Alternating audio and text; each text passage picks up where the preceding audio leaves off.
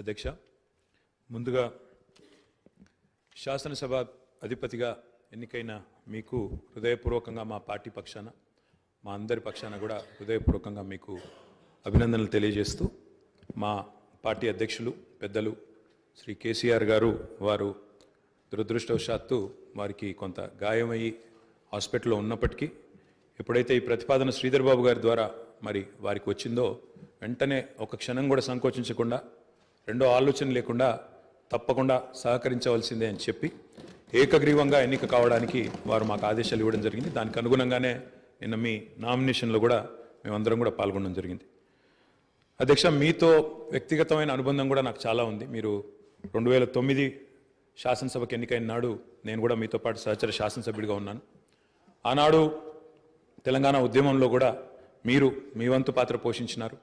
2012 నుంచి 14 దాకా మీరు మంత్రిగా, ముఖ్యంగా మా శాఖకు మంత్రిగా, హ్యాండ్లూమ్స్ అండ్ టెక్స్టైల్స్ డిపార్ట్మెంట్కి మంత్రిగా మీరు పనిచేసిన క్రమంలో ఆనాడు ఒక సందర్భంలో నేను మీ దగ్గరకు వచ్చి మీరు రండి, సిరిసిల్లకి మీరు రావాలి, ఎందుకంటే రాష్ట్రం మొత్తంలోనే టెక్స్టైల్ అంటే సిరిసిల్ల కాబట్టి మీరు తప్పకుండా రావాలి అంటే మీరు కొంత సంకోచం వ్యక్తం చేసినారు మొదలు. మరి ఇప్పుడు ఉద్యమం ఉధృతంగా ఉంది, నేను మంత్రిగా ఉన్నాను, ఈ సమయంలో వస్తే ఏమైనా ఇబ్బంది ఉంటుందా అంటే లేదు, మనం కలిసే పోదామని చెప్పి ఆ రోజు మీరు రావడమే కాకుండా ఆనాడు మరి బ్రహ్మాండంగా మీరు వచ్చి అక్కడ కార్మికుల సమస్యలు విని తర్వాత చాలా సమస్యల పరిష్కారానికి మీ స్థాయిలో మీరు కృషి చేసినందుకు కూడా మీకు మనస్ఫూర్తిగా ఈరోజు మళ్ళొకసారి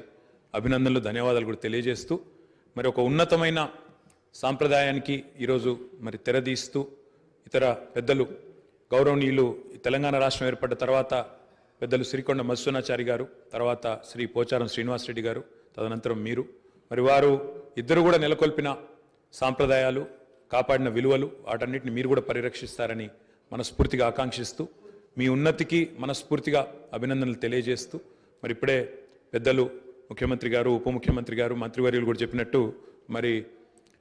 ఈ సభ అందరి సభ, ఈ సభలో ఉండే ప్రతి సభ్యుడి యొక్క గౌరవాన్ని, ప్రతి సభ్యుడి యొక్క హక్కులను, ముఖ్యంగా ప్రజల తరపున మాట్లాడే ప్రతి నాయకుడి యొక్క, ప్రతి గౌరవ సభ్యుడి యొక్క మరి గొంతును వినిపించే విధంగా ఆ బాధ్యత మీరు తప్పకుండా సమర్థవంతంగా నిర్వహిస్తారని మనస్ఫూర్తిగా ఆశిస్తూ మరి ఒక సామాన్య ఎంపీటీసీ పదవి నుంచి ఈరోజు శాసనసభ స్పీకర్గా ఎదిగిన మీ జీవితం ఏదైతే ఉందో, రాజకీయ ప్రస్థానం ఏదైతే ఉందో, ఇది చాలామందికి తప్పకుండా స్ఫూర్తిదాయకం.